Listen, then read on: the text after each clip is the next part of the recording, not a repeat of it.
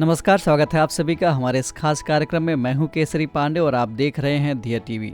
अपने आज के न्यूज़ दिस आवर में हम जानेंगे कि अटॉर्नी जनरल का पद चर्चा में क्यों है और इससे जुड़े दूसरे महत्वपूर्ण पहलू कौन कौन से हैं।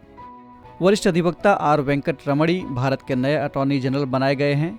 विधि और न्याय मंत्रालय की अधिसूचना में कहा गया है कि राष्ट्रपति ने श्री वेंकट रमणी को 3 वर्ष की अवधि के लिए नया अटॉर्नी जनरल नियुक्त किया है।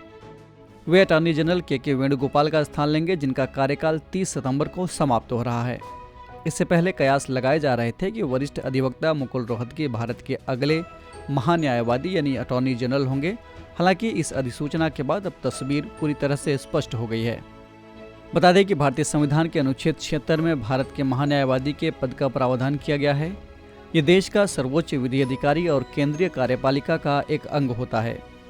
साधारण भाषा में कहें तो ये अदालत में भारत सरकार का केस लड़ने का काम करता है। अटॉर्नी जनरल को नियुक्त करने का काम मंत्री परिषद की सलाह पर राष्ट्रपति द्वारा किया जाता है।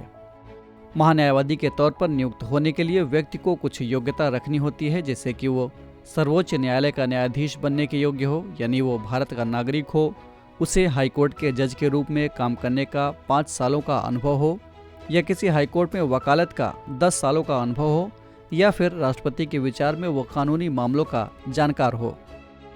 संविधान द्वारा अटॉर्नी जनरल का कोई कार्यकाल नहीं तय किया गया है। ये राष्ट्रपति के प्रसाद पर्यंत यानी जब तक राष्ट्रपति चाहेगा तब तक महान्यायवादी अपने पद पर बना रहेगा।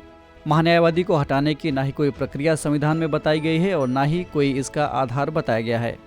जैसा कि मैंने पहले ही बताया कि महान्यायवादी भारत सरकार का सबसे बड़ा सरकारी वकील होता है। ऐसे में इसका सबसे प्रमुख काम होता है भारत सरकार से संबंधित सभी मामलों में सर्वोच्च न्यायालय या फिर किसी भी उच्च न्यायालय या फिर निचली अदालत में भी भारत सरकार का पक्ष रखना। इसके अलावा भी इसके कई अन्य महत्वपूर्ण कार्य होते हैं, जैसे कि ये राष्ट्रपति द्वारा भेजे गए सभी कानूनी मामलों में भारत सरकार को सलाह देता है और कानूनी रूप से ऐसे अन्य कर्तव्यों का पालन करता है जो उसे राष्ट्रपति द्वारा सौंपे जाते हैं। गौरतलब है कि अनुच्छेद 143 के मुताबिक राष्ट्रपति को यह शक्ति प्राप्त है कि वो सर्वोच्च न्यायालय से परामर्श ले सकता है। इस प्रक्रिया में महान्यायवादी भारत सरकार का प्रतिनिधित्व करता है। साथ ही महान्यायवादी को संविधान या किसी अन्य कानून द्वारा जो भी काम मिलता है उसका भी निर्वहन करता है। अटॉर्नी जनरल भारत सरकार का एक ऐसा अधिकारी होता है जो संसद के दोनों सदनों या फिर उनकी संयुक्त बैठक में भाग ले सकता है और वहां पर अपनी बात रख सकता है। हालांकि उसे संसद में वोट देने का अधिकार नहीं होता है। इसके अलावा वो संसद की किसी भी ऐसे समिति का जिसका कि वह सदस्य नामित किया गया हो उसकी कार्रवाई में बोलने तथा भाग लेने का अधिकारी होता है। एक सांसद को जो कुछ भी विशेषाधिकार और उन्मुक्तियां मिली हुई होती हैं वो अटॉर्नी जनरल को भी मिलता है। यहाँ एक बात ध्यान देने लायक है कि चूंकि महान्यायवादी पूरी तरह से सरकारी सेवकों की श्रेणी में नहीं आता है, इसलिए वह अपनी वकालत वाली निजी प्रैक्टिस भी कर सकता है, लेकिन उसे इस बात का ध्यान रखना होता है कि वो सरकार के ही खिलाफ केस नहीं लड़ सकता। इसके पीछे तर्क यह है कि वो सरकार का ही पक्षकार होता है और सरकार के खिलाफ केस कैसे लड़ सकता है।